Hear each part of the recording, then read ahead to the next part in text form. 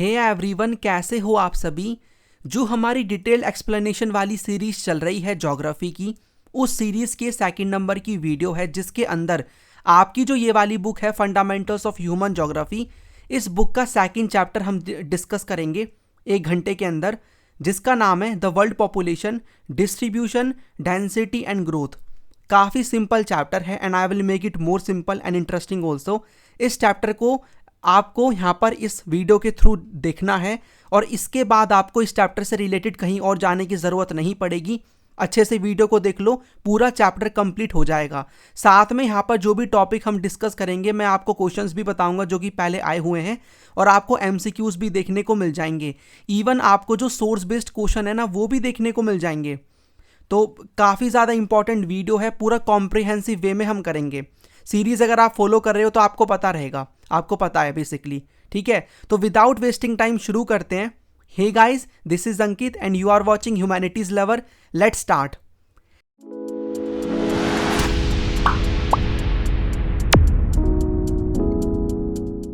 यहां पर chapter number second, the world population, distribution, density and growth.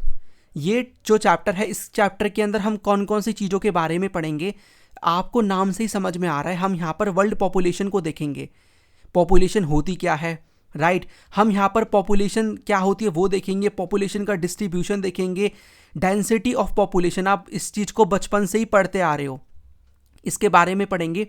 कौन कौन से फैक्टर्स डेंसिटी ऑफ पॉपुलेशन को या फिर कह लो डिस्ट्रीब्यूशन ऑफ पॉपुलेशन को अफेक्ट करते हैं। पॉपुलेशन ग्रोथ क्या होती है, पॉपुलेशन चेंज क्या होता है, वो हम देखेंगे।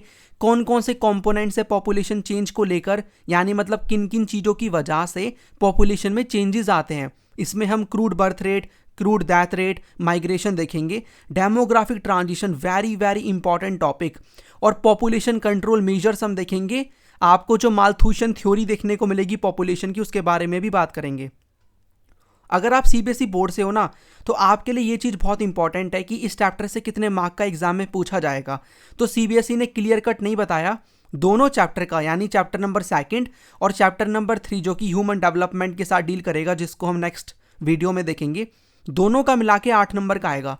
जैसा इन्होंने ना फर्स्ट चैप्टर का बताया कि भैया 3 नंबर का पूछेंगे हम लोग, इसका नहीं बताया, तो कुछ भी आ सकता है। मीन्स 5 नंबर का इसका दे देंगे तो 3 नंबर का इसमें से दे देंगे, तो हमें उसके अकॉर्डिंग ही प्रिपेयर करना है। आई होप आपको इसके बारे में आइडिया लग गया होगा। Okay, so let's start this chapter. Chapter की स्टार्टिंग करेंगे एक क्वेश्चन के साथ में। सिंपल क्वेश्चन है, पॉपुलेशन क्या होती है। अब आप बोलोगे इतना सिंपल क्वेश्चन आप पूछ रहे हो, पॉपुलेशन का मतलब जनसंख्या, लोग, राइट।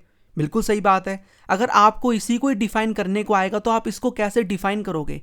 पॉपुलेशन को आप ये बोल सकते हो कि total people live in a particular area, या all the people who live in a particular area is the population of that area.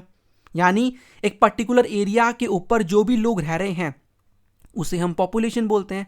बिल्कुल सही बात है। तो आप पॉपुलेशन को कैसे डिफाइन करोगे, all the people who live in a particular area is the population of that area, right. और आपको पता है ये जो जनता है ना किसी भी कंट्री की, हमने पिछले चैप्टर में भी पढ़ा था कि हमें अर्थ के 2 कंपोनेंट्स देखने को मिलते हैं, एक तो नेचर है और उसके बाद हमें ह्यूमंस देखने को मिलते हैं।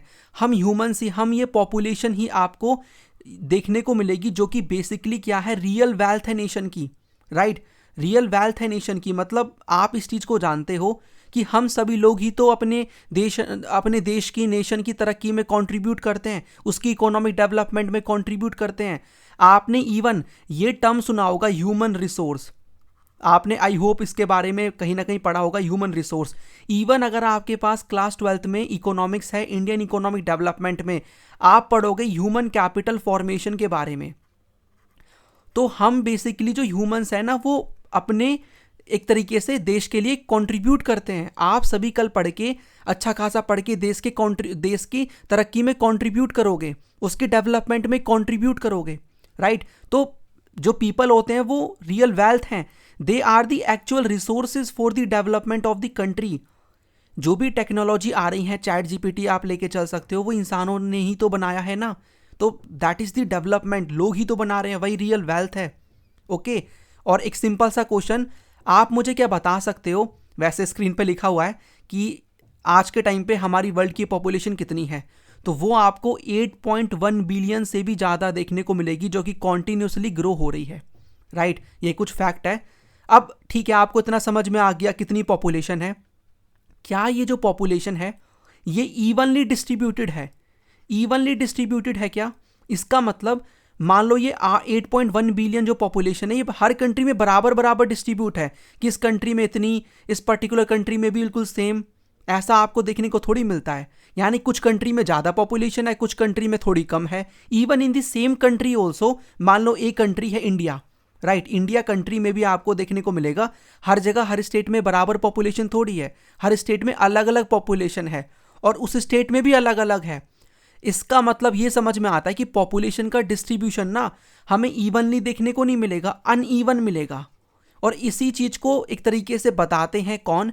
जॉर्ज बैबकॉक क्रेसी, जो कि आपको देखने को मिलेंगे, एक American geographer. George Babcock cracy ये बोलते हैं, इनकी एक स्टेटमेंट है, ये बोलते हैं कि एशिया में ना, एशिया सिंस एशिया की बात क्यों हो रही है, क्योंकि एशिया आपको देखने को मिलेगा लार्जेस्ट कॉन्टिनेंट है, एरिया वाइज भी और पॉपुलेशन वाइज भी। ये बोलते हैं कि एशिया में आपको बहुत सारी ऐसी प्लेसेस मिलेंगी जहां पर लोग कम मिलेंगे और कुछ ही ऐसी प्लेसेस मिलेंगी जहां पर आपको लोग ज़्यादा मिलेंगे। मतलब सर समझ में नहीं आया, कंफ्यूज नहीं होना है, कंफ्यूज मत हो इससे। देखो, एशिया में आपको बहुत सारी ऐसी प्लेसेस मिलेंगी जहां पर लोग कम है। ये आप देखो, ये जो आपको येलो वाला पार्ट मिल रहा है ना देखने को, ये वाला पार्ट है, दिस वन, इतना सारा एरिया है जहां पर आपको पॉपुलेशन मिलेगी बहुत ही कम। और कुछ ही ऐसा एरिया है, ये वाला एरिया, ये वाला कुछ इंडोनेशिया वाला रीजन, चाइना का कुछ पार्ट, जहां पर पॉपुलेशन ज़्यादा है। इसका मतलब बेसिकली पॉपुलेशन का डिस्ट्रीब्यूशन अनइवन है। तो एशिया हैज़ मैनी प्लेसेस, बहुत सारी ऐसी प्लेसेस हैं जहां पर लोग रहते ही नहीं हैं। क्यों नहीं रहते वो हम डिस्कस करेंगे अभी, कि कौन कौन से फैक्टर्स हैं जो कि पॉपुलेशन के डिस्ट्रीब्यूशन को अफेक्ट करते हैं, राइट। और कुछ ही ऐसी चुनिंदा प्लेसेस हैं जहां पर लोग हमें ज़्यादा देखने को मिलते हैं, तो वहां पर फैसिलिटीज मिल रही होंगी लोगों को, इसलिए रहते हैं। तो ये हम बोल सकते हैं क्या? The population of the world is unevenly distributed, यानी कि अनइवनली डिस्ट्रीब्यूटेड है। आगे हम कुछ फैक्ट्स के बारे में और देखते हैं। अब आपने ये देख लिया कि बेसिकली लोग कैसे डिस्ट्रीब्यूटेड है, ठीक है, कैसे डिस्ट्रीब्यूटेड हैं। इसी को ही ना हम पॉपुलेशन डिस्ट्रीब्यूशन कहते हैं, कि किस तरीके से it refers to the way people are spaced distributed over the earth surface, कैसे डिस्ट्रीब्यूटेड हैं लोग। और कुछ इंपॉर्टेंट फैक्ट्स अगर मैं आपको बताऊं तो आप इस चीज को देख सकते हो।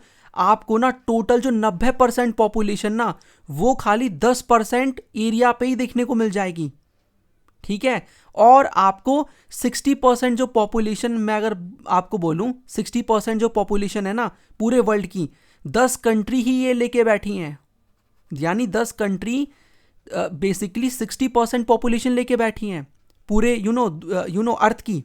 तो ये कुछ फैक्ट्स हैं जो कि हमें ये बताते हैं कि जो पॉपुलेशन का डिस्ट्रीब्यूशन है ना, यानी कि कैसे डिस्ट्रीब्यूशन हो रहा है पॉपुलेशन का, वो अनइवन है। और इसमें से जो 10 कंट्री हैं, इनमें से आपको 6 कंट्री तो एशिया की देखने को मिल जाएंगी। तो आपको ना ये टॉप 10 मोस्ट पॉपुलस कंट्रीज, ये जो पॉपुलस कंट्रीज है ना, ये पता होना चाहिए। तो आप यहाँ पर ना 2 चीज़ देखोगे, एक तो प्रेजेंट का डेटा, एक हमारी बुक का। हमें अपनी बुक के अकॉर्डिंग चलना है, तो बुक की स्क्रीनशॉट मैंने लगाई है। ये 10 कंट्रीज आपको देखने को मिलेंगी। पहले नंबर पे चाइना, फिर आप इंडिया देखोगे, फिर USA, then you will find Indonesia, Brazil है, पाकिस्तान है, नाइजीरिया है, बांग्लादेश है, रशिया है, मैक्सिको है। इनमें से 6 कंट्रीज तो एशिया की हैं टॉप मोस्ट पॉपुलस में। जैसे कि मैं एक बार मार्क कर देता हूँ, चाइना एशिया में आता है, इंडिया आता है, इंडोनेशिया आता है, पाकिस्तान आता है, बांग्लादेश आता है और रशिया आता है। तो 1 2 3 4 5 6, ये तो हमें थोड़ा पुराना डेटा मिलेगा। अगर मैं आपको आज की बात करूं तो आज आप देखोगे जो डेटा थोड़ा सा चेंज हो गया, टॉप पे इंडिया आ गया है, फिर चाइना, फिर USA, Indonesia, Pakistan, Nigeria, Brazil, Bangladesh, Russia, Mexico. ये टॉप 10 मोस्ट पॉपुलस कंट्रीज हमें देखने को मिल जाएंगी, राइट। तो अब करना क्या है आपको, देखो दोनों माइंड में रखो, हमें बुक का यूज़ करना है। क्वेश्चंस हम देखते हैं किस टाइप के आते हैं। हमें क्वेश्चन में वैसे तो बुक का यूज़ करना है, लेकिन आप लिख भी सकते हो। मान लो लिखने का 3 नंबर का क्वेश्चन आता है, तो आप उसमें लिख भी सकते हो कि रीसेंट डेटा के अकॉर्डिंग इंडिया ने चाइना को रिप्लेस कर दिया है, ठीक है। तो I hope you got this point. तो यहाँ पर आप इसको रीड भी कर सकते हो। Broadly 90% of the world population lives in about 10% of its land area. 90% 10% जो लैंड एरिया है उसके ऊपर रह रही है, और जो 10 मोस्ट पॉपुलस कंट्रीज हैं of the world contribute about 60% of the world's population. Of these 10 countries में से यहाँ पर जो 6 कंट्री हैं वो एशिया में ही लोकेटेड हैं। ओके, आई होप आपको समझ में आ रहा है। इवन आप विकीपीडिया पे जाके सर्च करोगे ना तो भी आपको टॉप पे इंडिया मिल जाएगा। आगे बढ़ते हैं। इस प्रकार का एग्जाम में क्वेश्चन बन जाएगा। देखो, क्वेश्चन के आंसर्स को अभी डिटेल में डिस्कस नहीं करेंगे, चैप्टर को मैं एक्सप्लेन कर रहा हूँ, अलग से वीडियो लेकर आ जाऊंगा पूरी बुक की, या फिर ऑलरेडी अपलोडेड भी है चैनल पे पिछले साल के बच्चों के लिए, आप उसको भी देख सकते हो। ये वाला जो क्वेश्चन है बिल्कुल वही है जो अभी हमने पढ़ा है, उसी को ही आपको एक्सप्लेन करना है, फैक्ट्स वगैरह बताने हैं कि ब्रॉडली 90% जो आपको वर्ल्ड की पॉपुलेशन देखने को मिलती है वो यहाँ पर 10% लैंड एरिया पे रहती है। एग्जामिन करो स्टेटमेंट को in the context of patterns of population distribution in the world. तो अब बता दो यहाँ पर किस तरीके से है। Even you can mention about the why, क्यों है, तो इसका अभी हम पढ़ेंगे रीजन। वेरियस फैक्टर्स अफेक्ट करते हैं पॉपुलेशन के डिस्ट्रीब्यूशन को। यहाँ पर आप वो वाला भी बता सकते हो कि टॉप 10 कंट्रीज यहाँ पर 60% पॉपुलेशन लेके बैठी हैं and all these things, right. Okay, next यहाँ पर एक टर्म आपको देखने को मिलेगी जो कि है density of population. Population density का मतलब क्या होता है? देखो, पॉपुलेशन डेंसिटी का मतलब होता है कि एक पर्टिकुलर एरिया के ऊपर कितने लोग रह रहे हैं, उस एरिया में बेसिकली कितने लोग रह रहे हैं, वो पॉपुलेशन डेंसिटी होती है। और इसको निकाला कैसे जाता है? उस एरिया में कितने लोग रह रहे हैं और वो कितना बड़ा एरिया है, मतलब उसका बेसिकली एरिया। मान लो फॉर एग्जाम्पल पॉपुलेशन डेंसिटी मुझे निकालनी है, और मान लेते हैं 10 लाख पॉपुलेशन रहती है, तो मैंने यहाँ पर लगा दिए, यहाँ पर 5 जीरो होते हैं ना, और एरिया मान लेते हैं हम, लेट्स से एरिया अगर हम मान के चलें तो इसको मान लेते हैं हम 50,000 मान लेते हैं, 50,000 मान लेते हैं, या फिर 5,000 मान लेते हैं। स्क्वायर किलोमीटर का एरिया है, इसको इनटू वगैरह नहीं किया जाता 100 से, राइट। तो इसको मैं अगर 3 जीरो को काटूंगा तो ये हो जाएंगे, एंड 5 1 जा 5 2 जा, यानी कि 2000। और ये क्या क्या निकलेगा, पहले से इनटू को हटाओ, फिर आप कंफ्यूज हो जाओगे। ये जो निकलेगा ना, ये पर्सन पर स्क्वायर किलोमीटर निकलेगा, पर्सन पर स्क्वायर किलोमीटर। ये क्या चीज है? देखो, पॉपुलेशन डेंसिटी का फॉर्मूला आप समझ गए। पॉपुलेशन डेंसिटी का मतलब ये रेशियो होता है कितने लोग रह रहे हैं और उसके एरिया से, ठीक है। अब इससे आंसर में क्या निकलता है, क्या चीज निकलती है? इससे निकलता है पर्सन पर स्क्वायर किलोमीटर। यानी कि मान लो मैं इस पूरे एरिया की पॉपुलेशन डेंसिटी निकाल रहा हूं, इस पूरे एरिया की, ठीक है, मैंने निकाल ली। मुझे ये देखने को मिलेगा कि अगर मैं इसका 1 स्क्वायर किलोमीटर का मतलब 1 किलोमीटर का स्क्वायर बनाता हूं, ये भी 1 किलोमीटर, ये भी 1 किलोमीटर, ये भी 1 किलोमीटर, ये पूरा स्क्वायर बन गया। Let me change the colour of the pen, ये पूरा स्क्वायर बन गया। अब इस स्क्वायर में अगर मैं देखूं तो कितने लोग रहते हैं, एक एवरेज मुझे मिल जाता है। ऐसा नहीं है कि, ऐसा होगा नहीं हमेशा कि इस पर्टिकुलर एरिया में जो भी आप स्क्वायर बनाओगे वहां पर आपको गिनने जाओगे तो 2000 लोग ही मिलेंगे। एक एवरेज पता लग जाता है कि उस पर्टिकुलर एरिया में अगर हम एक एवरेज देखें तो उसके पर स्क्वायर किलोमीटर के एरिया में, यानी 1 किलोमीटर का जो स्क्वायर वाला एरिया है ना, उसमें 2000 लोग मिल जाएंगे। अब मान लो ये तो एक प्लेस की बात हो गई, जिस प्लेस का मैं नाम दे देता हूं लेट्स से ए प्लेस। अगर मैं बी प्लेस को देखूं तो बी प्लेस में मान लो वो मुझे 2 लोग मिल रहे हैं, इसका मतलब ए में ज़्यादा पॉपुलेशन है बी के कंपैरिजन में। तो ये भी एक तरीका है पॉपुलेशन के बारे में पता लगाने का। आई होप आप इसको समझ गए हो। एग्जाम्पल हमने देख लिया, formula I hope you got, और कैसे मेजर किया जाता है पर्सन पर स्क्वायर किलोमीटर के अंदर, और पॉपुलेशन डेंसिटी क्या होती है आपको पता लग गया होगा। अब ये देख लेते हैं कौन कौन से फैक्टर्स हैं जो कि पॉपुलेशन के डिस्ट्रीब्यूशन को अफेक्ट करते हैं। क्यों हमें हर जगह पे एकदम सेम पॉपुलेशन देखने को नहीं मिलती? क्योंकि हम ह्यूमंस को चाहिए सुविधा, अपने रहने की सारी फैसिलिटीज़ चाहिए। हमें अगर वो फैसिलिटीज़ नहीं मिल रही तो फिर हम बेसिकली वहाँ पर नहीं रहेंगे। ओके, तो आपको इसमें जोग्राफिकल फैक्टर्स देखने को मिल जाएंगे। You will find economic factors and social and cultural factors.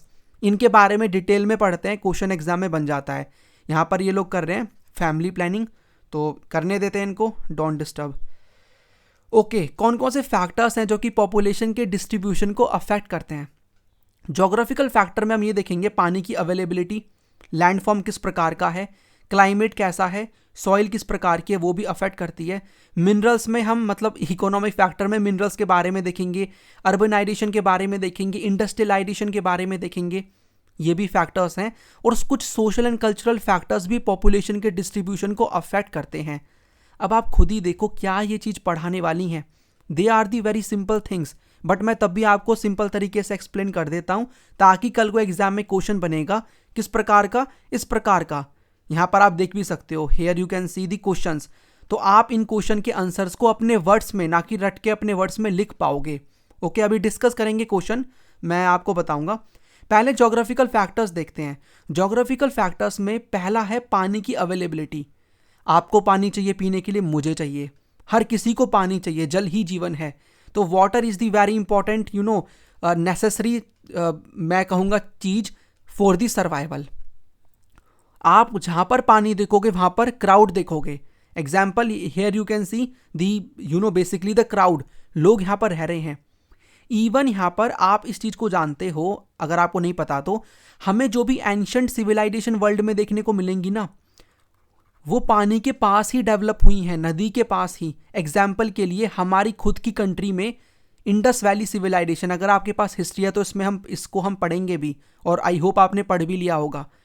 Indus river के पास ही सेटअप हुई, ठीक है। This is the Indus river. यहाँ पर मैं आपको शो भी कर देता हूँ। ये आप जो इंडस वैली सिविलाइजेशन देख रहे हो ना, यहाँ पर आपको इंडस रिवर देखने को मिल जाएगी, और इसके आसपास की जो ट्रिब्यूटरीज हैं वो भी आपको मिल जाएंगी, रावी, ब्यास, सतलुज, ये सब। आपको जो एक मेडिटेरेनियन आई एम सेइंग, आपको मेसोपोटामिया सिविलाइजेशन देखने को मिलेगी। वो टिग्रिस एंड यूफ्रेटस रिवर के बीच में सेटअप हुई, यानी वाटर इंपॉर्टेंट है तभी लोग वहां पर सेटअप हो रहे हैं। आपको एक सिविलाइजेशन देखने को मिलेगी इजिप्ट, वो कहां पर सेटअप हुई, नाइल रिवर के पास में। और आपको चाइनीज सिविलाइजेशन भी मिलेगी नियर द येलो रिवर, इसका दूसरा नाम भी है। तो ये चीज़ आपको मिलेगी। इट मीन्स वाटर बहुत इंपॉर्टेंट है। पहले के लोग भी जानते थे कि पानी के बिना कुछ भी नहीं है, इसीलिए वो पानी के पास ही सेटअप हुए। तो पानी बहुत ज़रूरी है। ओके, तो आप इसको एक बार रीड भी कर सकते हो। Water is the most important factor for life, so people prefer to live in areas where fresh water is easily available. Water is used for drinking, bathing and cooking, and also for cattle, crops, industries and navigation. It is because of this that river valleys, इसीलिए आपको river valleys most populated region देखने को मिल जाएंगे। Example के लिए आप ये example दे सकते हो, ज़रूरी नहीं है जो बुक में मेंशन है आप उसी चीज़ को वहाँ पर लिखोगे, आप दूसरे एग्जाम्पल भी दे सकते हो जो मैं आपको बता रहा हूँ। ओके, तो ये चीज़ आपको देखने को मिल जाएगी। सेकंड यहाँ पर जो फैक्टर है ज्योग्राफिकल फैक्टर, वो है लैंडफॉर्म। किस प्रकार का लैंडफॉर्म है वो, यानी कि वो पर्टिकुलर एरिया क्या कोई प्लेन एरिया है या माउंटेनियस एरिया है या प्लेट्यू रीजन है, आप कहाँ रहना पसंद करोगे। अभी तो आप बोलोगे माउंटेन में जाने का मन है, ठीक है, थोड़ी ब्यूटी देखनी है, बट जब आप रहने लगोगे ना, आपको फैसिलिटीज़ ही नहीं मिलेंगी, आपको road, railways, school, colleges, hospital कुछ भी नहीं मिलेगा, तो आप वहाँ पर रहना नहीं चाहोगे।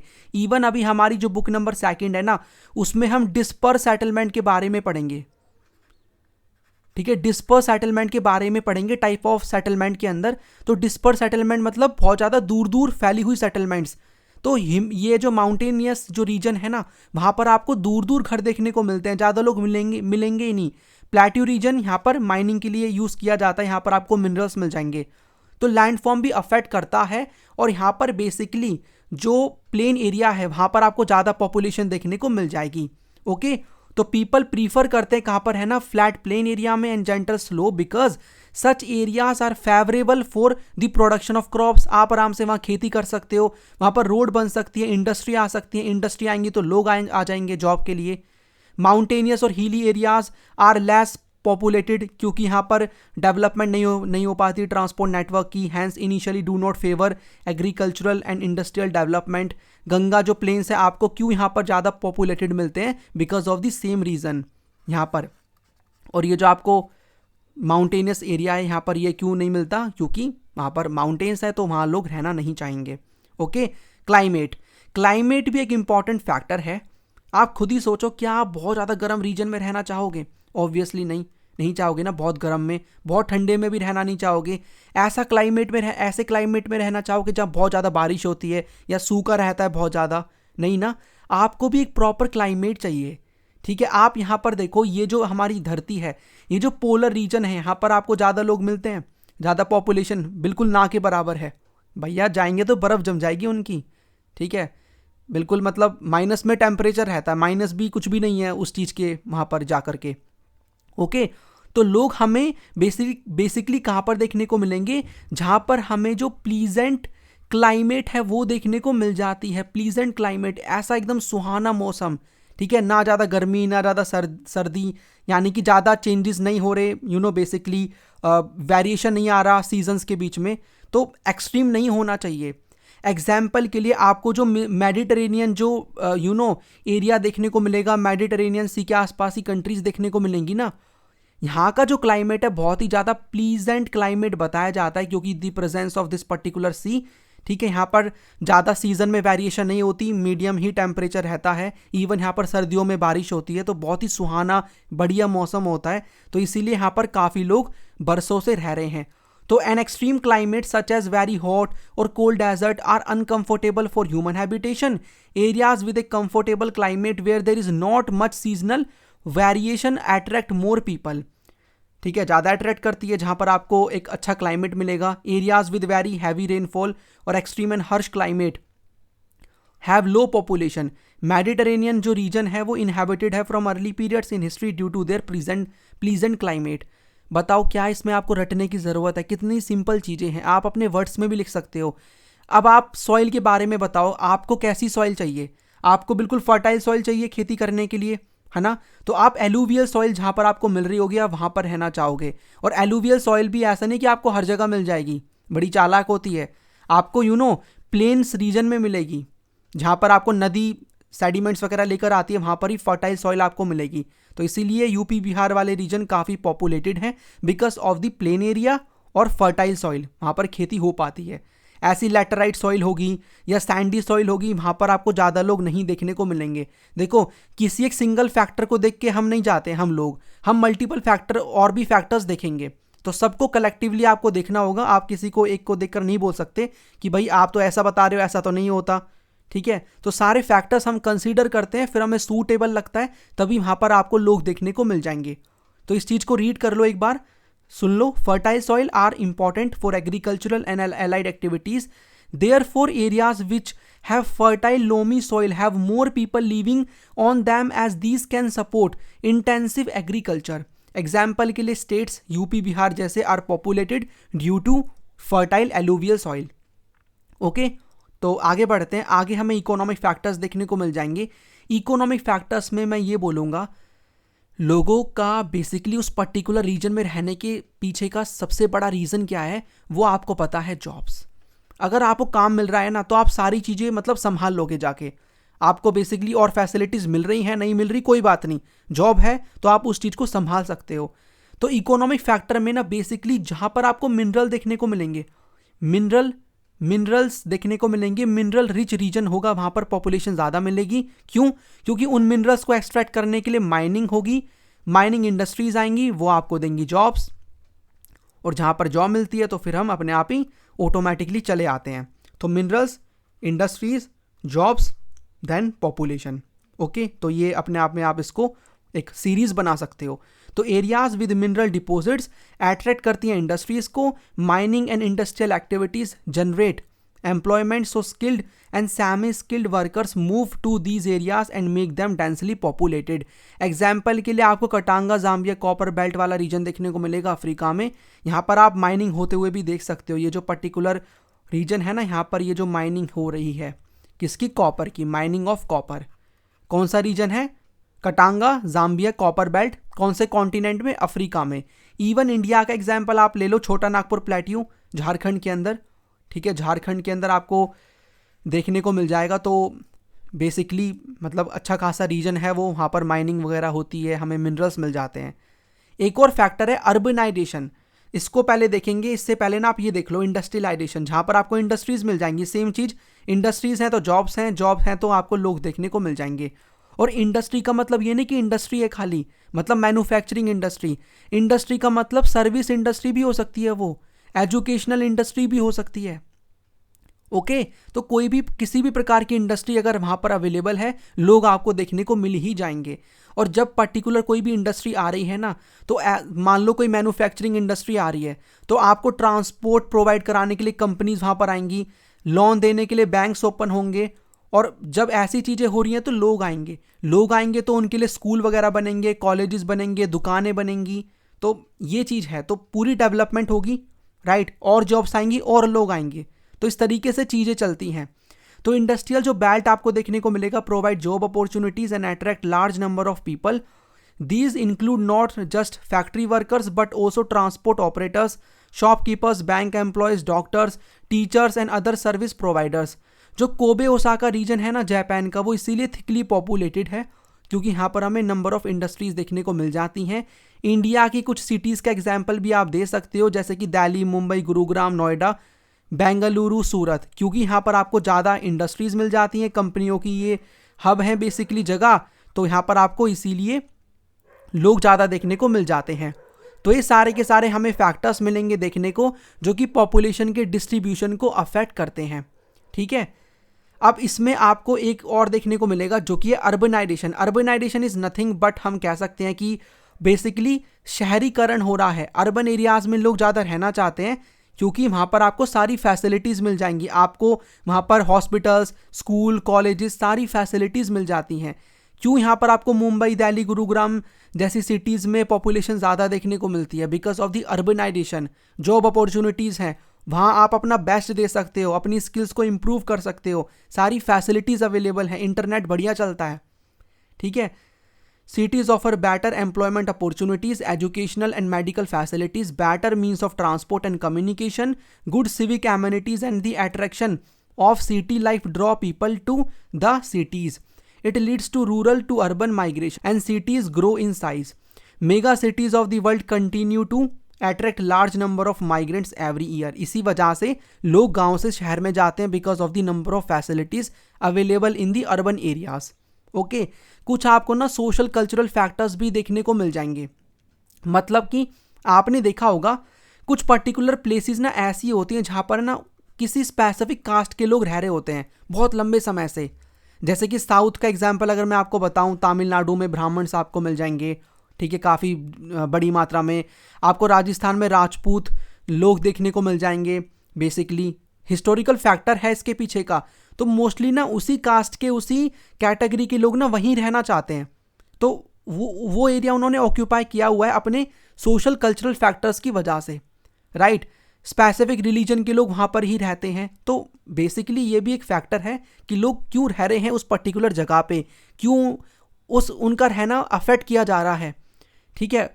तो ये चीज़ हम कह सकते हैं।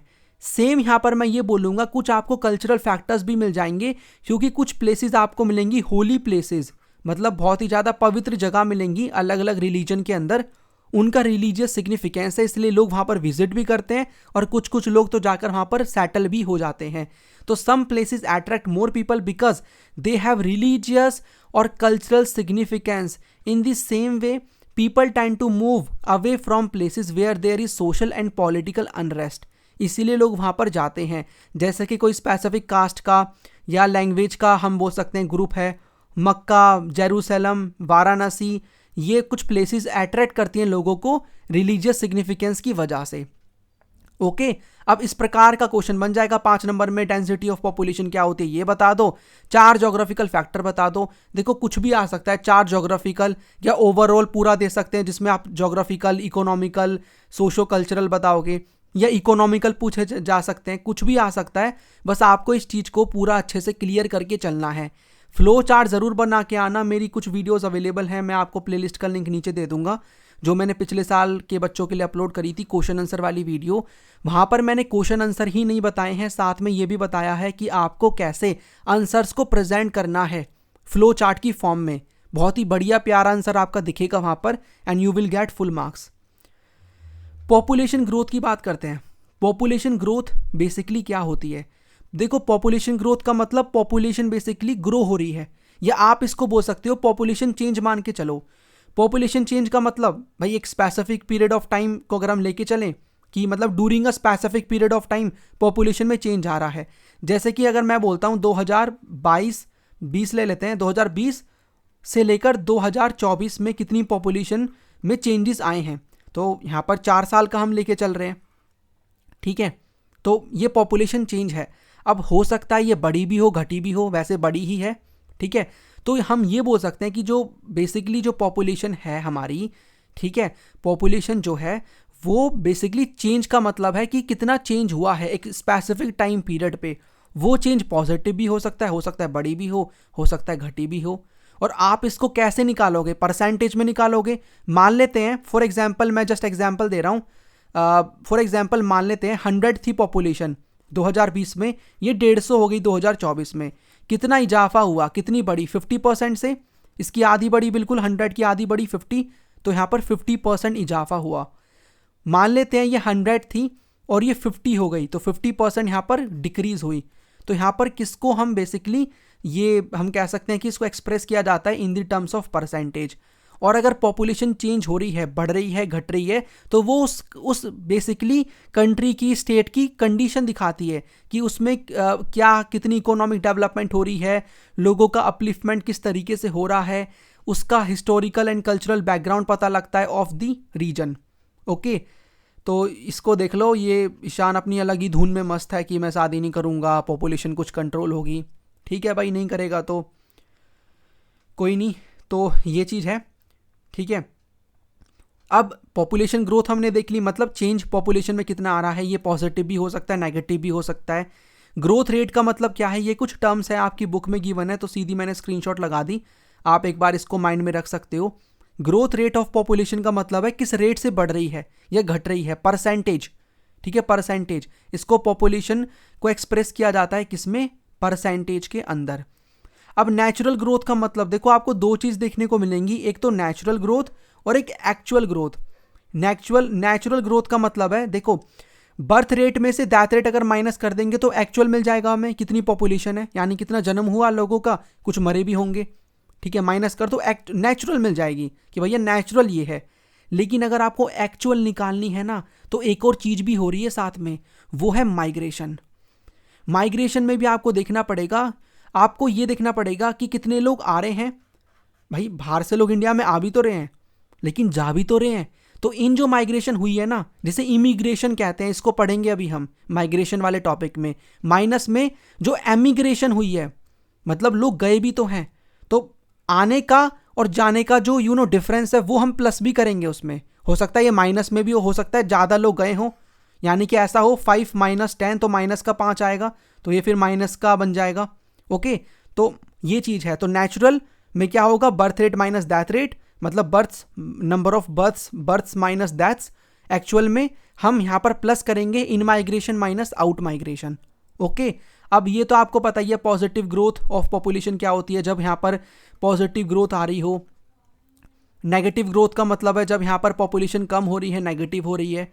तो पॉजिटिव नेगेटिव। अब देखो ये पॉजिटिव कब होगी, तो इसमें ना हमें क्या देखने को मिलेगा, मतलब पॉपुलेशन कब हम बोलेंगे पॉजिटिव है, जब यहाँ पर बर्थ रेट ज़्यादा हो रहे होंगे, डेथ रेट कम होगा, और हो सकता है इन माइग्रेशन ज़्यादा हो, यानी कि लोग बेसिकली आ रहे हैं, तो हम जोड़ेंगे उनको तो ज़्यादा बैठेंगे। अब नेगेटिव पॉपुलेशन कब आएगी, जब हो सकता है यहाँ पर ज़्यादा लोग पैदा नहीं हो रहे हैं, ठीक है, डेथ रेट ज़्यादा है, और यहाँ पर आउट माइग्रेशन हो रही है। क्या हो रही है? आउट माइग्रेशन, यानी कि लोग ज़्यादा जा रहे हैं, इसीलिए पॉपुलेशन ग्रोथ नेगेटिव में आई है। इसका मतलब अगर बेसिकली पॉपुलेशन चेंज हो रही है तो उसके 3 मेन फैक्टर्स हमें देखने को मिल जाते हैं। एक तो हमें बर्थ देखने को मिलता है, एक हमें डेथ देखने को मिलता है, और एक हमें माइग्रेशन देखने को मिलता है। तो ये 3 इंपॉर्टेंट फैक्टर्स हैं पॉपुलेशन चेंज के, इनको हम बोलते हैं कंपोनेंट्स ऑफ पॉपुलेशन चेंज, जो कि हमारा अगला टॉपिक है, इसके बारे में पढ़ते हैं। ठीक है, so let's study this particular chapter, components of population change. इसमें हम पढ़ेंगे crude birth rate, crude death rate और माइग्रेशन, बिकॉज यही यहाँ पर पॉपुलेशन में चेंज लेकर आ रहे हैं। ठीक है, तो इसको हम पढ़ते हैं। ओके, सो जो क्रूड बर्थ रेट है, देखो क्रूड बर्थ रेट का मतलब बेसिकली इसका फॉर्मूला एक निकालने का। मैं एग्जांपल से आपको समझाता हूँ। मान लो ये पर्टिकुलर एरिया है, इस पर्टिकुलर एरिया में फॉर एग्जांपल ये पर्टिकुलर जो एरिया है ना, इस एरिया में मान लेते हैं एक साल में कितने बच्चों का जन्म हुआ है, 500 बच्चों का जन्म हुआ है। ठीक है, और उस एरिया की ना हम क्या करते हैं ना, मतलब आप ये समझो पहले, ये जो क्रूड बर्थ रेट और डेथ रेट हम निकाल रहे हैं ना, इससे हमें एक ब्रॉड पिक्चर मिल रही है, एक क्लियर कट आइडिया नहीं मिल रहा, मतलब आइडिया मिल रहा है लेकिन हमें डिटेल्स नहीं मिल रही कि भाई वो बच्चे मेल हैं फीमेल है, ज़्यादा आइडिया नहीं मिल रहा हमें एक ब्रॉड पिक्चर मिलती है, तो उसके लिए इसको यूज़ किया जाता है, एक मोटा रफली आइडिया मिल जाता है, ठीक है, पर 1000 लोगों के उसमें हम देखते हैं इसको, राइट, कंपैरिजन में देखते हैं, तो एक हमें ब्रॉड पिक्चर देखने को मिल जाएगी कि एक यहाँ पर 500 बच्चों का जन्म हो रहा है, और मान लो उस पर्टिकुलर रीजन की ना हमने स्टार्टिंग की, उस साल की स्टार्टिंग की और एंड की पॉपुलेशन नहीं देखी, हमने बीच की लेके चली ताकि हमें एक एवरेज आइडिया मिल जाए। इसको मैं बोलूँगा मिड ईयर पॉपुलेशन, ठीक है, मिड ईयर पॉपुलेशन, यानी कि पॉपुलेशन का मिड ईयर, ये हम दोनों में लेके चलेंगे, भले ही हम डेथ रेट निकालेंगे तब भी और बर्थ रेट दोनों में हम इसको मिड ईयर की पॉपुलेशन को लेके चलेंगे। तो यहाँ पर मान लो 500 का जन्म हुआ है, ठीक है, इसको मैं बोल दूंगा बर्थ BI, P यहाँ पर मतलब पॉपुलेशन मिड ईयर की मान लेते हैं 50,000 है, 50,000 यहाँ पर, और 1000 के कंपैरिजन में हम देखते हैं पर 1000, मतलब कि अगर मैं 1000 लोगों को रैंडमली उठा लूँ तो पर 1000 में कितने लोगों का जन्म हुआ है, कितने बच्चों का जन्म हुआ है, तो हमें ये कितना देखने को मिलेगा, इसको मैं 3 जीरो को इससे कट कर दूंगा, ये हमें जो देखने को मिलेगा 10। इसका मतलब अगर मैं रैंडमली 1000 लोगों को उठा लूँ यानी पर 1000 लोगों में 10 लोगों का जन्म हुआ है, ठीक है, तो हमें एक ब्रॉड पिक्चर मिल गई। वैसे ही सेम यहाँ पर हमें डेथ देखने को मिल जाएगा, तो इसमें BI आई होप आप समझ गए हो, मतलब बर्थ कितने हुए, नंबर ऑफ बर्थ, P का मतलब मिड ईयर की पॉपुलेशन, और 1000 की कंपैरिजन में देखते हैं इसलिए 1000 से इंटू करते हैं, राइट, ऐसा किया जाता है मेजर करने के लिए।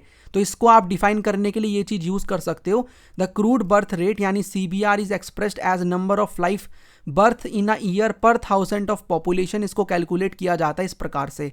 सेम डेथ रेट यहाँ पर हम देखेंगे, क्रूड डेथ रेट, जिसमें हम देखते हैं कितनी डेथ हुई हैं, यानी कि सेम मान लेते हैं 500 डेथ हुई हैं, एक प्लेस A है उसमें, तो इसको मैं D कर दूंगा। P का मतलब उस बेसिकली साल की जो मिड ईयर की पॉपुलेशन एस्टिमेटेड, मतलब मिड ईयर की हम एक देख लेते हैं कितनी पॉपुलेशन रही है, ताकि ना हम इधर का रहे ना उधर का, बीच का रहते हैं, ठीक है, मिड ईयर की पॉपुलेशन।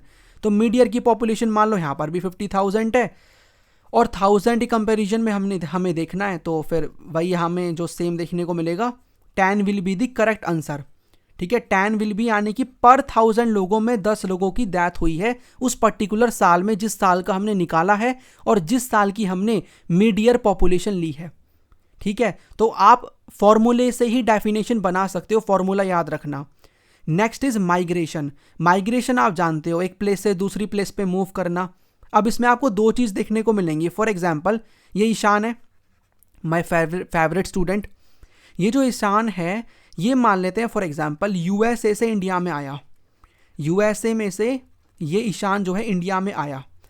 अब यहाँ पर जो ईशान जो है US से इंडिया में आ रहा है, ठीक है, US से इंडिया में आ रहा है, तो USA इसकी प्लेस ऑफ ओरिजिन है और जहाँ वो आया वो प्लेस ऑफ डेस्टिनेशन है। तो आपको दो टर्म्स देखने को मिलेंगी, जहाँ पर वो रहता था मतलब ये प्लेस ऑफ ओरिजिन जहाँ का वो है, और जहाँ वो आया वो क्या है, प्लेस ऑफ डेस्टिनेशन। और इसमें दो टर्म्स देखने को मिलेंगी आपको, जो कि मैं आपको ऑलरेडी बता चुका हूँ, इमिग्रेशन और एमिग्रेशन। इमिग्रेशन का मतलब है बेसिकली, जब देखो इंडिया के लिए क्या हो रहा है इस कंडीशन में, इमिग्रेशन हो रहा है ना, इंडिया में वो आ रहा है और US से जा रहा है, USA से जा रहा है ना ईशान, तो उसके लिए क्या है, इमिग्रेशन है, मतलब एमिग्रेशन है, सॉरी एमिग्रेशन, ई वाला दिस वन, इसको ना आउट माइग्रेशन भी बोल देते हैं, और इसको इन माइग्रेशन यानी कि उसमें आया है। तो ये चीज़ आपको देखने को मिल जाएगी, यानी कि सेम चीज़, मतलब एक चीज़ दो देश के लिए अलग अलग हो सकती है।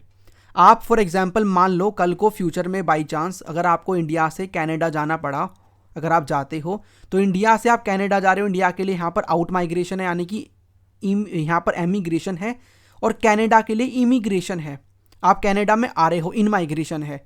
तो ये चीज़ आपको देखने को मिल जाएगी। और माइग्रेशन परमानेंट भी हो सकती है, परमानेंटली आप जा रहे हो, या आप कुछ टेम्पररी बेसिस पे जा रहे हो, या सीजनल भी हो सकता है। फार्मर्स आपने देखे होंगे जब उनके पास इतना काम होता नहीं है, खेती वगैरह कर ली, ज़्यादा काम नहीं है, तो एज अ लेबर हम चले जाते हैं कुछ महीनों के लिए शहर में, तो शहर में आ जाते हैं, तो सीजनल भी हो सकता है, राइट। ये आपको गांव से गांव में भी देखने को मिलेगा, गांव से शहर में देखने को मिलेगा, अर्बन टू अर्बन भी मिलेगा, और अर्बन से रूरल एरियाज में भी मिल जाएगा देखने को। और migration is the movement of people from one place to another. मैं देखो यहाँ पर रीडिंग इतना मतलब बुक की लाइन दिखाने में विश्वास नहीं रखता जितना समझाने में।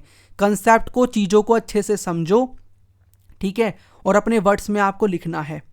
तो आपको माइग्रेशन क्या होती है वो पता लग गया। माइग्रेशन के आपको दो टाइप्स देखने को मिलेंगे। अब कौन कौन से फैक्टर्स हैं जिनकी वजह से लोग माइग्रेट करते हैं, इसमें आपको पुश फैक्टर्स देखने को मिल जाएंगे जो कि आपको पुश करते हैं कि भैया निकलो, अब तेरे लायक रहने की जगह नहीं है, राइट। तो पुश फैक्टर्स यहाँ पर बेसिकली क्या करते हैं, जो प्लेस ऑफ ओरिजिन है ना, ओरिजिन, इसको एकदम लेस अट्रैक्टिव बना देते हैं, खराब कर देते हैं। और पुल फैक्टर्स आपको खींचते हैं अपनी तरफ कि आजा भैया आजा, यहाँ पर ये फैसिलिटी है, यहाँ पर आपको ये दे दूंगा, मैं वो दे दूंगा। तो पुल फैक्टर्स आपको अट्रैक्ट करते हैं, आपकी प्लेस ऑफ डेस्टिनेशन को बढ़िया बना देते हैं, डेस्टिनेशन को एकदम बढ़िया बना देते हैं, अच्छा कर देते हैं। अब पुश फैक्टर्स में आप बहुत सारी चीज़ें लिख सकते हो, जैसे कि फॉर एग्जांपल पॉवर्टी, ठीक है, यहाँ पर अनएम्प्लॉयमेंट, इसीलिए लोग यहाँ पर बेसिकली जाते हैं, ओके, इसको आप पूरा कर सकते हो। एंड यहाँ पर पॉलिटिकल इनस्टेबिलिटी, पॉलिटिकल इनस्टेबिलिटी, कुछ मैं लिखूँगा आपके सामने, इसलिए मैंने यहाँ पर स्लाइड्स में नहीं लिखा, वरना मुझे 2 मिनट लगती इसको लिखने में, राइट। तो आपको बहुत सारी चीज़ें देखने को मिलेंगी। मान लो नेचुरल डिजास्टर वगैरह आ गया, इवन यहाँ पर नेचुरल डिजास्टर लोगों को परसिक्यूट भी किया जाता है, कुछ रिलीजियस माइनॉरिटीज़ वगैरह को, राइट, परसिक्यूशन। पुल फैक्टर्स में आप ये बोलोगे हमें एजुकेशनल फैसिलिटीज़ मिल रही हैं, हेल्थ अच्छी मिल रही है, हमें जॉब्स वगैरह अच्छी मिल रही है, सिक्योरिटी ऑफ लाइफ मिल रही है, वहाँ पर पॉलिटिकल स्टेबिलिटी है, यानी कि वहाँ पर कोई लड़ाई झगड़ा नहीं हो रहा, सरकार टिकी हुई है, सरकार लोगों के वेलफेयर के लिए काम करती है, ठीक है। तो स्टेबिलिटी है, ये स्पेलिंग आप इसको सही कर लेना। तो push factors and pull factors ये इंपॉर्टेंट, और इस प्रकार का एग्जाम में क्वेश्चन भी बन जाएगा, ठीक है, इस टाइप का एग्जाम में क्वेश्चन भी बन जाएगा। तो यू शुड नो दिस कि माइग्रेशन क्या होती है, कौन कौन से इसके कारण हैं, और इसके टाइप्स आपको बताने हैं। आपको यहाँ पर पुश फैक्टर्स बताने हैं कि कैसे जो पुश फैक्टर्स कंपेल करते हैं लोगों को कि वो माइग्रेट करें। Explain any 5 factors with examples. यहाँ पर आपको पुल फैक्टर्स बताने हैं, तो 5 पुश फैक्टर पूछे हैं ऊपर वाले क्वेश्चन में, नीचे में पुल फैक्टर्स पूछे हैं, ठीक है। और इस टाइप का क्वेश्चन भी बन जाएगा जो कि काफ़ी इजी है। इस टाइप की आपके अंदर फीलिंग आनी चाहिए, समझ के अच्छे से, मतलब कि स्टेटमेंट बना देंगे कुछ भी, आपको उन्हीं चीज़ों के बारे में ही लिखना है। यहाँ पर स्टेटमेंट बता दी, आपको स्टेटमेंट को समझाते हुए पुश एंड पुल फैक्टर्स के बारे में ही बताना है, ठीक है, कि माइग्रेशन कैसे एक स्पॉन्टेनियस एफर्ट है, बैलेंस लेकर आता है पॉपुलेशन और रिसोर्स में, ओके। तो क्वेश्चन को ना करने की कोशिश करना, बाकी अभी चीज़ों को समझो। जब जैसे जैसे हम आगे बढ़ते चलेंगे, करते चलेंगे, तो आप बेसिकली क्वेश्चन को सॉल्व कर पाओगे, आपको और बेहतर लेवल पे समझ में आने लग जाएगा। इवन आप मेरी जो 1 शॉट वीडियोस है ना, उनको भी देख सकते हो, जहाँ पर रिवीजन के लिए आप इस वीडियो के बाद चाहो तो देख सकते हो, जिसका लिंक आपको नीचे मिल जाएगा, या आप सर्च भी कर सकते हो। एनीवेज आगे बढ़ते हैं। आगे ये टॉपिक आपको बहुत ही ज़्यादा इंपॉर्टेंट देखने को मिलेगा, जो कि है डेमोग्राफिक ट्रांजिशन। डेमोग्राफिक ट्रांजिशन ना किसी भी एरिया की फ्यूचर पॉपुलेशन दिखाती है, प्रेडिक्ट करती है कि कोई भी एरिया अगर गांव से और इलिटरेसी से, मतलब ऐसा एरिया जो कि एग्रीकल्चर पे बेस्ड था, इलिटरेट था, यानी कि उसमें इतनी डेवलपमेंट नहीं थी, उस चीज़ से अगर वो अर्बन एरिया की तरफ जाता है, यानी कि अर्बन एरिया में लोग जा रहे हैं, इंडस्ट्रियल डेवलपमेंट हो रही है, लोग पढ़ रहे हैं, लिख रहे हैं, तो वहाँ पर आपको ये चीज़ देखने को मिलेगी, वो पर्टिकुलर जगह जहाँ पर बर्थ रेट भी पहले ज़्यादा थे, डेथ रेट भी ज़्यादा थे, और अब वो एरिया अगर अर्बन इंडस्ट्रियलाइज्ड हो गया है, पढ़ा लिखा हो गया है, तो आपको ये देखने को मिलेगा वहाँ पर बर्थ रेट भी और डेथ रेट कम हो जाएंगे, क्योंकि लोग पढ़ लिख जाएंगे, उन्हें नॉलेज हो जाएगी, भैया ज़्यादा बच्चे करने ठीक नहीं है, ठीक है, संभालना मुश्किल है। डेथ रेट कम हो जाएंगे क्योंकि पढ़ लिए हैं, लिख लिए हैं, इंडस्ट्रियल डेवलपमेंट आ गई है, बाकी और भी प्रकार की डेवलपमेंट आ गई है हेल्थ वगैरह में, तो डेथ रेट्स भी कम हो जाएंगे। ये चीज़ ना स्टेजेस में होती है, 3 स्टेज हमें इसके देखने को मिलेंगे, तो हम तीनों स्टेजेस के बारे में पढ़ते हैं, क्या चीज़ है ये। तो demographic transition theory can be used to describe and predict the future population of any area.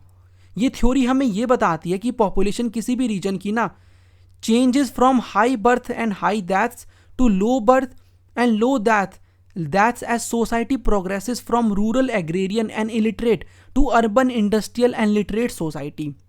यानी कि कोई भी रीजन बेसिकली यहाँ पर क्या करेगा, हाई बर्थ रेट मतलब high birth rate and death rate से low birth rate and death rate की तरफ चला जाएगा। अगर सोसाइटी प्रोग्रेस करेगी रूरल एग्रेरियन से और इलिटरेट से urban industrial and literate society की तरफ, और इसी को हम बोल सकते हैं ये चीज़ स्टेजेस में होती है, जिसको कलेक्टिवली बोला जाता है कि भैया ये डेमोग्राफिक साइकिल है। ठीक है, तो ये चीज़ आपको देखने को मिलेगी। अब इसमें जो पहला स्टेज है ना, पहले स्टेज में यू विल फाइंड कि यहाँ पर पुरानी सोसाइटी है, प्रीमिटिव सोसाइटी, ना ज़्यादा फैसिलिटीज़ है, ना पढ़े लिखे हैं, खेती वगैरह कर रहे हैं। तो उस टाइम पे आपको ये देखो, ये बर्थ रेट भी ज़्यादा है, डेथ रेट भी ज़्यादा है, यहाँ पर आपको दोनों देखने को मिलेंगे। और नीचे यहाँ पर ये टाइम के बारे में दिखाया हुआ है, दिस इज़ द टाइम, दोनों बराबर हैं। इसका मतलब जितने लोग पैदा हो रहे हैं उतने मर भी जा रहे हैं, तो पॉपुलेशन बैलेंस्ड है। उसके बाद आया दूसरा स्टेज, जिसमें ना थोड़ी बहुत डेवलपमेंट आई, यानी कि हेल्थ में डेवलपमेंट आई, लोग थोड़े बहुत पढ़े लिखे हुए। तो उससे क्या होगा, जब पढ़े लिखे होंगे ना तो बर्थ रेट थोड़ा सा कम हो जाएगा और डेथ रेट भी कम हो जाएगा। यहाँ पर आप देखो, ये बर्थ रेट है ना, ये पहले तो थोड़ा ज़्यादा रहेगा। मतलब एक चीज़ आप समझना, दोनों कम होंगे। बर्थ रेट स्टार्टिंग में ज़्यादा रहेगा, यहाँ पर देखो थोड़ा सा स्टार्टिंग में ज़्यादा, लेकिन ये भी कम होगा। और डेथ रेट भी यहाँ पर देखो ये भी कम होगा।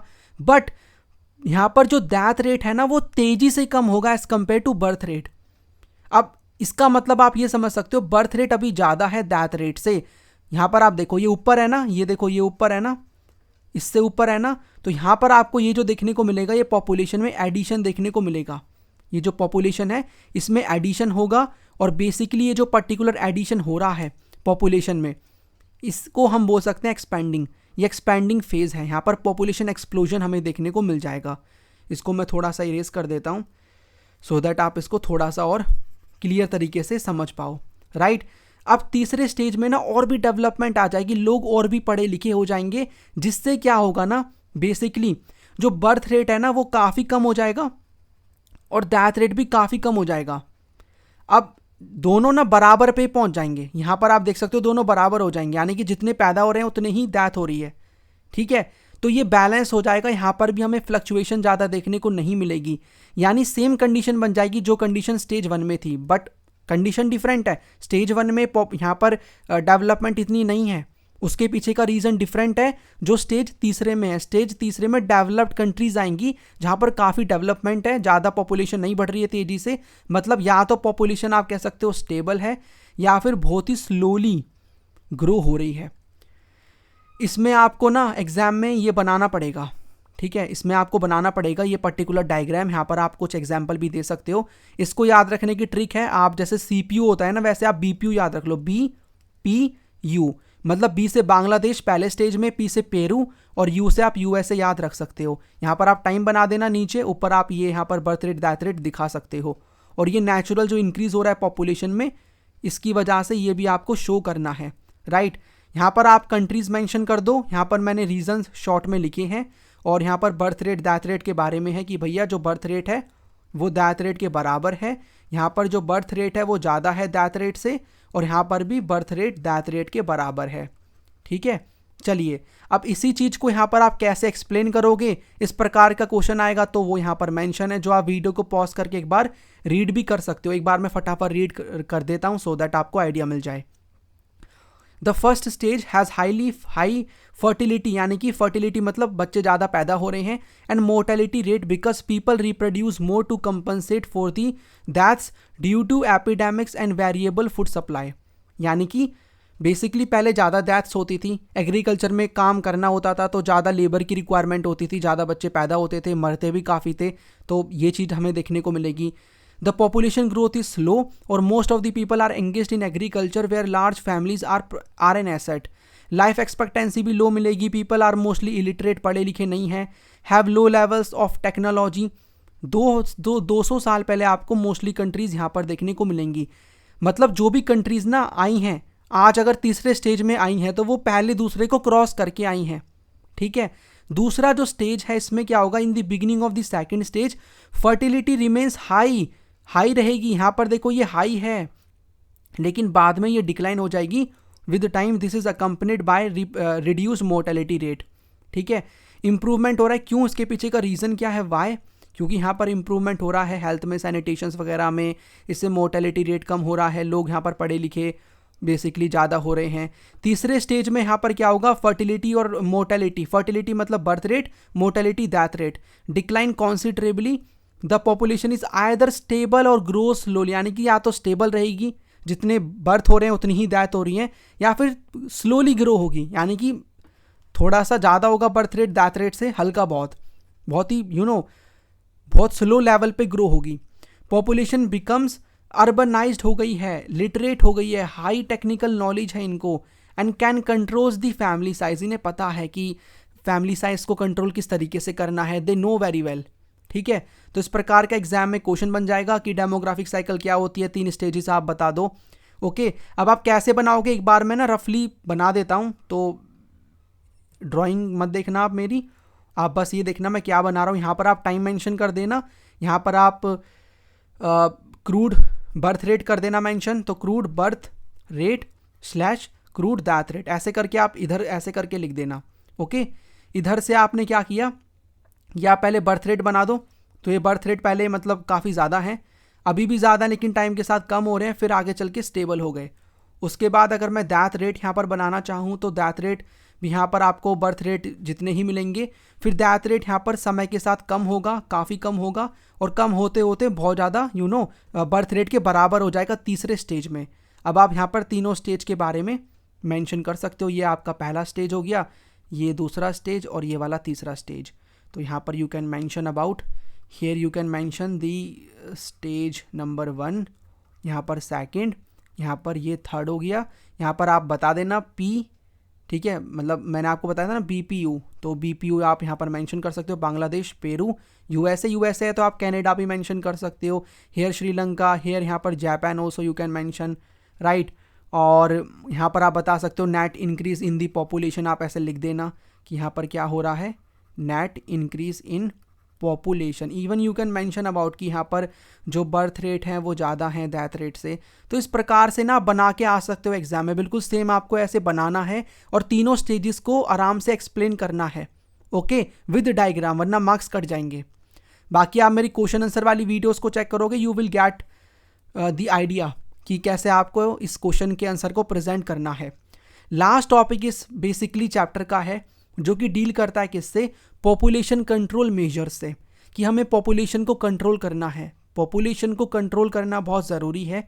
अब यहाँ पर पॉपुलेशन को जो हम कंट्रोल है वो किस तरीके से कर सकते हैं, बेसिकली इसका क्या ऑब्जेक्टिव है।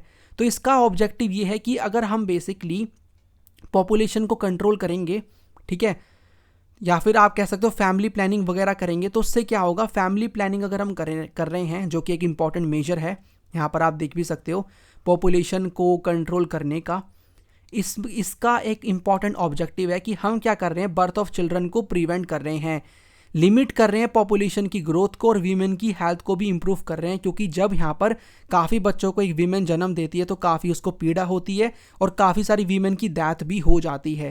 पहले के टाइम पे चाइल्ड मैरिज होती थी तो बहुत ही प्रॉब्लम होती थी, ठीक है। तो ये चीज़ है, कैसे आप इसको रोक सकते हो, फैमिली प्लानिंग करके, कॉन्ट्रासेप्टिव मेथड्स के बारे में लोगों को अवेयर किया जाए, जो कि लोग हो रहे हैं, इसको फ्रीली अवेलेबल किया जाए, लोगों के अंदर अवेयरनेस की काफ़ी ज़्यादा ज़रूरत है। आज के टाइम पे आप जानते हो, मतलब 2 से ज़्यादा बच्चों को पालना इतनी महंगाई के ज़माने में बहुत ही ज़्यादा मुश्किल है, बहुत ही डिफ़िकल्ट वर्क हो गया है, ये बहुत ही मुश्किल काम हो गया है। तो हर कोई अवेयर होता जा रहा है, इसके लिए हम कर सकते हैं एजुकेशन। तो ये टॉपिक ऐसा नहीं कि आप इसको अलग से पढ़ोगे, बुक में गिवन है तभी पढ़ रहे हो, ठीक है, परेशान हो उसको लेके, जस्ट ट्राई टू अंडरस्टैंड, ये चीज़ बहुत ज़रूरी है। आप टैक्स में डिसइंसेंटिवनेस वगैरह दे सकते हो, मतलब जो आपको लार्ज फैमिलीज देखने को मिलेंगी, आप उसमें कुछ ना कुछ ये बोल सकते हो कि भाई अगर आप ज़्यादा बच्चों को जन्म दोगे तो हो सकता है कि यहाँ पर आपको टैक्स ज़्यादा देना पड़े, या ऐसा भी हो सकता है कि आपके तीसरे बच्चे को सरकारी नौकरी नहीं मिलेगी, फिर वो तीसरा बच्चा अपने पापा से बोलेगा, फादर से, कि मुझे क्यों पैदा किया, मुझे गवर्नमेंट जॉब नहीं मिल रही, उनकी आपस में अलग ही लड़ाई चलेगी, अलग ही मतलब लफड़ा होगा, ये चीज़ आपको मिल जाएगी। तो ये चीज़ हो सकती हैं।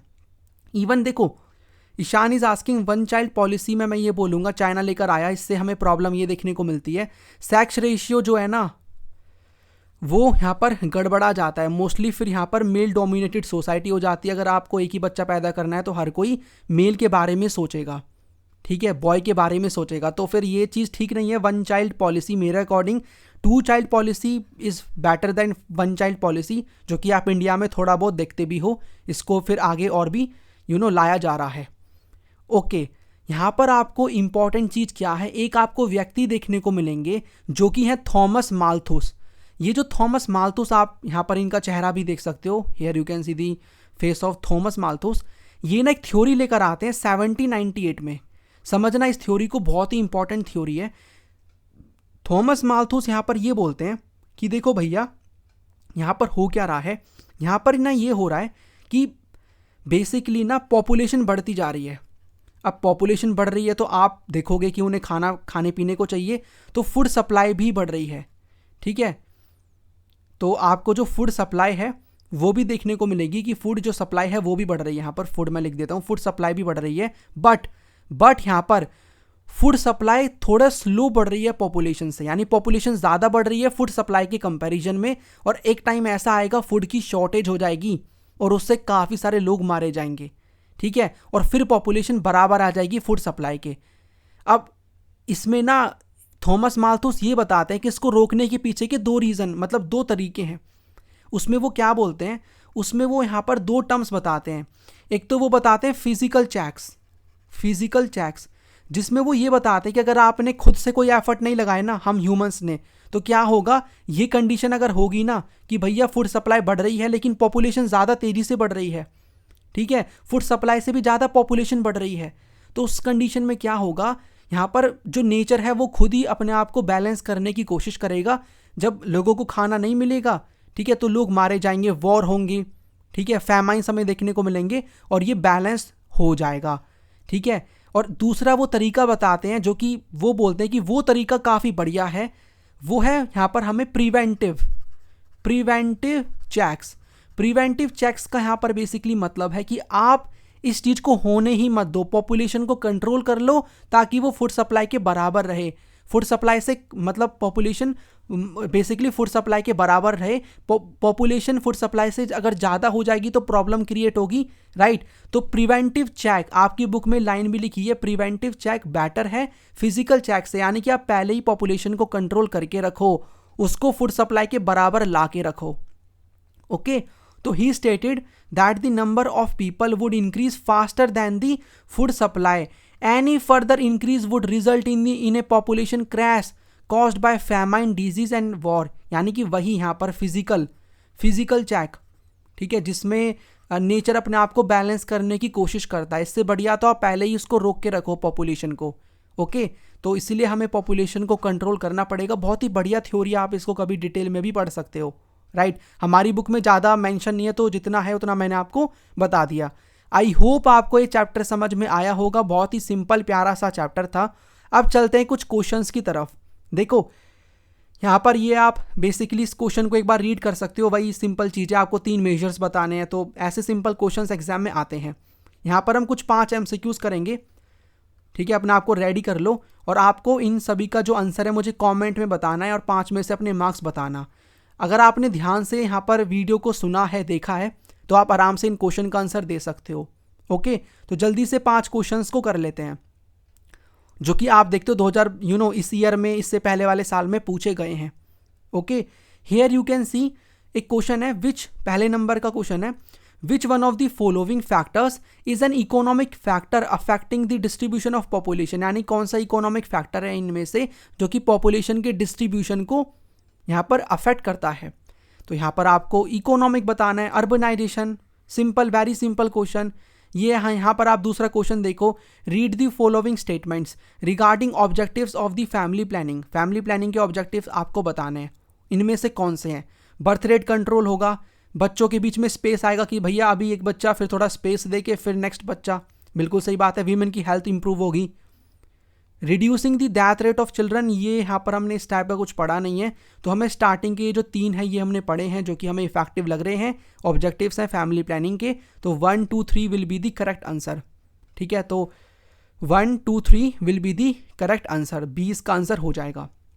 नेक्स्ट क्वेश्चन, इनमें से आपको पुश फैक्टर्स बताना है माइग्रेशन को लेकर। पुश जो कि पुश करेगा, तो पुश कौन सा करेगा, ये करेगा, नेचुरल डिजास्टर्स करेंगे, ये तो पुल फैक्टर है। प्लीजेंट क्लाइमेट, ये हमने पढ़ा भी है। Security of life and property, peace and stability, ये सारे के सारे कौन से फैक्टर्स हैं, pull factors. Okay, pull factors. Next question यहाँ पर ये आपको बताना है कि when will be the growth of population positive in any place and in which one of the following condition, यानी किस कंडीशन में पॉपुलेशन जो होगी ना बेसिकली पॉजिटिव होगी उसकी ग्रोथ। तो आप खुद ही देखो, इसका आंसर आप मुझे बता सकते हो। देखो, जब यहाँ पर हाई बर्थ रेट होंगे, कम लोग मर रहे होंगे, और हाई इमिग्रेशन होगा, यानी कि लोग आ रहे हैं इन माइग्रेशन, तभी तो ज़्यादा पॉपुलेशन होगी ना। ये तो आप कंसिडर कर ही नहीं सकते, मतलब इसी को ही देख के आपने एलिमिनेट करके आंसर अपना ए बना लिया। क्योंकि इसका मतलब क्या है, इसका मतलब यहाँ पर अगर लो है मतलब कम लोग आ रहे हैं, ठीक है, कम लोग आ रहे हैं, तो कैसे ज़्यादा पॉपुलेशन होगी, जब हाई होगा, ये चीज़ हाई होगी तभी तो होगी ना। और बर्थ रेट ज़्यादा होंगे, लोग कम मर रहे हैं, ज़्यादा पैदा हो रहे हैं, ज़्यादा आ रहे हैं, तो हाई पॉपुलेशन ग्रोथ। ए अभी पढ़ाया जस्ट मैंने आपको। ये वाला मुझे बताओ आप, ये वाला क्वेश्चन, स्टडी करो फॉलोइंग दो स्टेटमेंट्स को, चूज करो द करेक्ट ऑप्शन। स्टेटमेंट 1 यहाँ पर है, in the last stage of demographic transition both fertility and mortality rate decline करते हैं कंसिडरेबली, ठीक है, मतलब डिक्लाइन करते हैं, ठीक है, ओके।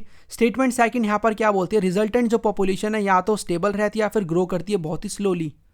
बिल्कुल सही बात है, हमने दोनों स्टेटमेंट यहाँ पर सही है, और स्टेटमेंट सेकंड यहाँ पर रिजल्ट है स्टेटमेंट 1 का, ठीक है, कि हमें जो बर्थ रेट और डेथ रेट है दोनों के दोनों हमें बहुत ही ज़्यादा कम ही देखने को मिलते हैं, डिक्लाइन कर रहे हैं। और अगर ग्रोथ हो भी रही है तो वो या तो बराबर हैं दोनों, स्टेबल है, या फिर बहुत ही स्लोली ग्रोथ हो रही है, ठीक है। तो statement 1 and second are correct. Statement second is the correct मतलब correct result of statement 1। D will be the correct answer. अब यहाँ पर ना ये ना कुछ आपको पैसेज बेस्ड क्वेश्चन भी मिल जाएंगे, मतलब मैं ये कोशिश कर रहा हूँ कि उस चैप्टर से जो भी क्वेश्चंस आए हैं ना, भले 3 नंबर के, 5 नंबर के, सोर्स बेस्ड एमसीक्यूज सारे करा दूँ एक ही सिंगल वीडियो में। ये आप सोर्स बेस्ड क्वेश्चन देखोगे 2024 के बोर्ड एग्जाम में अभी रिसेंटली आया हुआ है, तो इसमें ये पैराग्राफ यहाँ पर गिवन है पैसेज, और आपको 3 एमसीक्यूज बताने हैं। बहुत ही सिंपल है, करने की कोशिश करो और कमेंट में मुझे आंसर बताना। जैसे कि यहाँ पर कौन से स्टेज में जो नेचुरल ग्रोथ है पॉपुलेशन की वो एकदम स्टैगनेंट है, बताओ मुझे कौन सी ऐसी स्टेज है जहाँ पर आपको जो नेचुरल ग्रोथ मिलेगी पॉपुलेशन की वो स्टैगनेंट है, मतलब रुकी हुई है। स्टेबल है या फिर ग्रो हम कह सकते हैं, स्टेबल हम कह सकते हैं, और ग्रो कर भी रही है तो बहुत ही स्लोली कर रही है। तो यहाँ पर हमें सी आंसर देखने को मिल जाएगा, क्योंकि ओनली 1 एंड लास्ट। देखो पहली स्टेज में भी मैंने आपको बताया था, और लास्ट स्टेज में, स्टेज 3 में मैंने आपको बताया था कि पॉपुलेशन बेसिकली स्टैगनेंट है, ज़्यादा ग्रो नहीं कर रही है। ओके, कंडीशन अलग अलग है, पहले में लोग इतने डेवलप्ड नहीं है जितने आपको 3 में मिलेंगे। Condition is reason is different उसके पीछे का, बट ये चीज़ तो हो रही है ना।